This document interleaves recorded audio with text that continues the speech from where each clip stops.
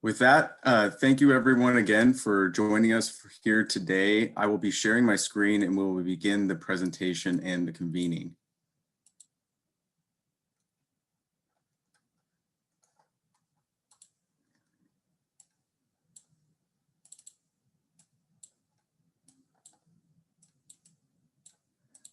Great. So once again, my name is Traylon Bradley, and I am a Senior Business Development Specialist in the Governor's Office of Business and Economic Development, located in the Greater Los Angeles region. And today we'll be covering California Opportunity Zones, Promise Zones, and other tools for local economic development and business support. So just to kind of go through the agenda of the day, there will be an opening by myself to kind of cover a little bit of the state update and activity that we have going on here in GO-Biz to share with you all. And then we'll be passing it over to HUD to give a presentation for an update on opportunity zones and promise zones. We then will have a panel featuring our California promise zones with HUD and sharing some of the best practices and also being able to see some of the alignment that promise zones have been able to do with their opportunity zones. We then will have a roundtable panel with our California Executive Fellows in the FUSE program, who this last year in 1920 have been on the ground working with opportunity zones, doing deal making, working with a lot of the local place-based economic development tools, and having to experience kind of working with opportunity zones and this incentive during COVID-19 and in assisting a lot of the small businesses in our communities.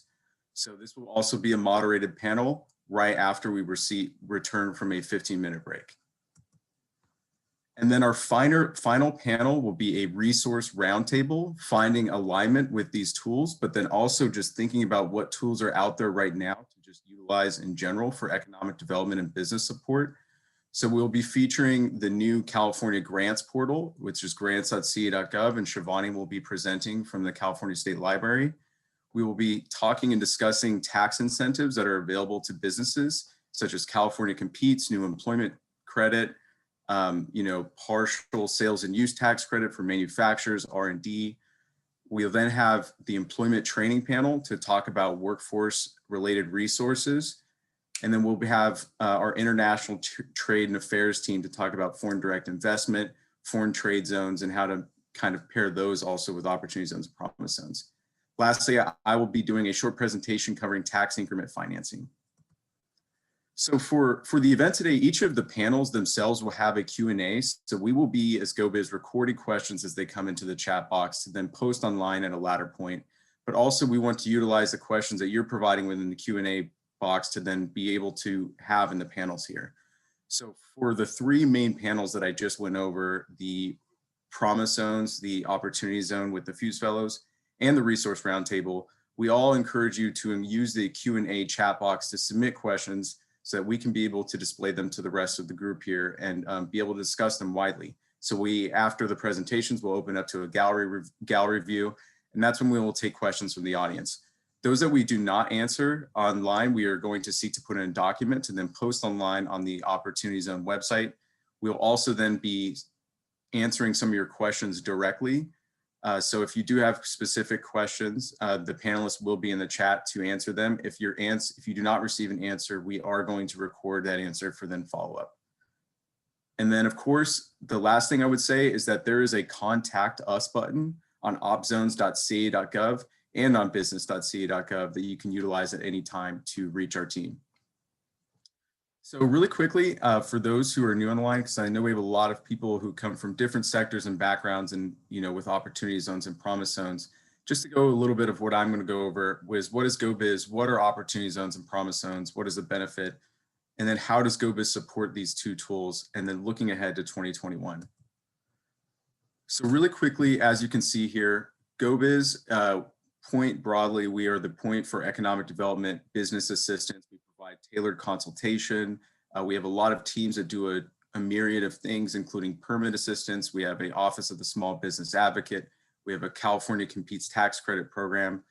And also within GO-Biz, we have a small team within business investment services called Local Economic Development Services, which provides tailored consultation to communities looking to pair place-based economic development tools, such as tax increment financing, or thinking about how to use strategic growth council programs with opportunity zones, or to do affordable housing or to do public works project. So some of that direct consultation that we offer, not only to businesses, but to economic developers. And then of course, we also manage and operate the Opportunity Zones website, opzones.ca.gov, which features a mapping tool, a ticket system, and you're also allowed to be paired through with GO-Biz staff there for direct assistance. So what are promise zones? So there are 4 promise zones in California, as alluded to earlier, and we are very fortunate to have these 4. There's a place-based designation that was made in 2015 with the last round, and they are 4 located in LA, Sacramento, South Los Angeles, and San Diego Promise Zone. They are high poverty communities where the federal government has really worked with local leaders to align different funding resources around an array of different areas and topics as they pertain to economic opportunity and economic development. So educational attainment, leveraging private investment, reducing violent crime. And I'd say that one of the really good things about promise zones in thinking about how we're also thinking about opportunity zones, but any place-based economic development tool in general, is a lot of the really good best practices around community partnership, comparing different, or, including different types of programs and funding into a capital stack and doing community and economic development. A lot of those best practices exist right here within our promise zones in California. So looking forward to that discussion today. And as you can see here, you can see a map of the California promise zones, but then the promise zones across the US and the different types, rural, urban, tribal, that exist across the country. So what are opportunity zones? And sometimes this can be a little bit confusing, so we want to kind of keep it very simple, that opportunity zones are a tool and incentive for community business and economic development. Really think about it, it is a place-based tool based on an IRS metric related to median income. So they're pre-selected census tracts in the forefront when they were created. And they're really designed to spur economic progress through new investment, where new investments under certain conditions can receive preferential tax incentive via capital gains, either deferral, reduction, or exemption, depending on the timing of the investment in which it is made. There's also a few other benefits that we're going to talk about, including preferential consideration for federal grants today.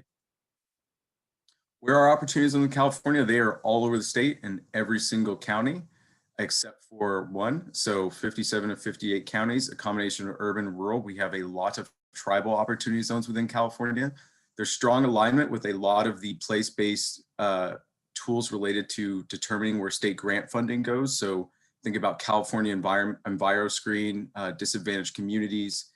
And one thing that we share at GO-Biz, and I'm working with a lot of our partners, is that there's a range of assets, needs, and desires. No 2 opportunity zone census tracts are the same, all very different. So we just want to share that, there's very different from track to track. And the last part is that there's a lot of overlap with existing place-based economic development initiatives and a lot of the tools that California offers for community and economic development. So a little bit of background, opportunity zones were created by the Investing in Opportunity Act in 2017 and certified by the Treasury. The certifications are valid for 10 years, and the federal tax incentive certification is managed through the Treasury and the IRS. There's 879 designations within California, and they are very large to very small. So very small urban census tracts all the way to gigantic rural tracts that exist within the state. And so at GO-Biz, we manage the OpZones website. So this is opzones.ca.gov. You can utilize this website to both find opportunity zones in your area, use the opportunity zone mapping tool, and use the search feature to type in an address to see whether it is in a qualified opportunity zone. That map feature is seen here. You can also select different things like SB1 projects, California climate investments, and you can be able to see that alignment of state public investment into projects. You can also select these specific investments, and you can see where the state has maybe put in money for transportation, for climate investment, for climate resilience. And sometimes in many of these projects that you can click on, you'll often find there's some that even include opportunity zone capital within the capital stack of that project, including an example that I'll be sharing today. So what is the opportunity zones tax benefit? Just to go in a little bit into detail about it, it is a capital gains tax deferral, reduction, or elimination on future gains on gains with relation to your capital gains event that you have. So if an investor chooses to take their capital gains and then they put it in a qualified opportunity zone fund, they're allowed to defer up until 2026 or to the end of that fund, whichever happens first. And then there's, of course, the reduction. If you meet a 5 or 7 year mark, you can receive a 15% or 10% reduction on that initial capital gains tax from your initial investment that you made as an investor. And this has to be done within a qualified opportunity zone fund. And of course, there is also the end benefit, which many are familiar with, and that is the elimination of taxes on future gains of the accrued investment if you hold the investment in a qualified opportunity zone fund for 10 years.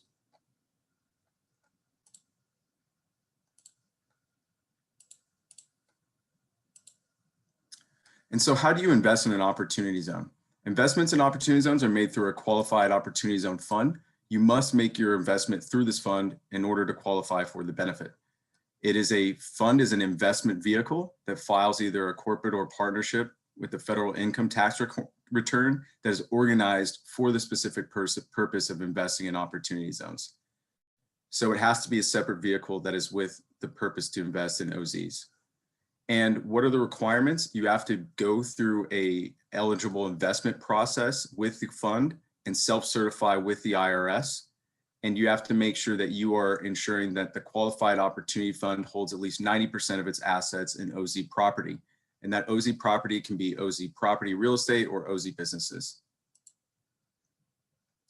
This is to really show that opportunity zones can be used for a wide array of use cases. Commercial real estate, renovation, opening a new business, expanding a business, affordable housing, renewable energy. And it's also to talk about, just in a little bit of detail on the right, that it's not solely for real estate. So small business is also eligible for this investment. Much of the attention around the incentive, of course, is with respect to real estate, but we want to also share that this tool is a potential use for job creation. So to really think about how a small business can qualify as a QOZB to be able to receive investment, or a business who has tangible property that qualifies under the QOZB structure. And one of the other incentives we'll talk about today, and this is kind of in thinking about both promise zones and opportunity zones, is their ability to leverage federal funding, federal grants, programs, tax, and credits. Specifically within opportunity zones, there's over 330 grants and programs with preferential pointing consideration and alignment with existing federal funding programming with promise zones too as well. And so there's opportunity to pair private capital with public investment with federal funds. And for example, just in looking online, the federal government has made a few recent announcements this past summer for a brownfields cleanup grant that was within an opportunity zone at Susanville Rancheria in this example I'm showing, and a national tribal broadband grant, both sharing the opportunity zone benefit and alignment within the press release, knowing that, there's a lot of federal grants that have this preferential pointing and consideration, which Eric will also discuss later with HUD.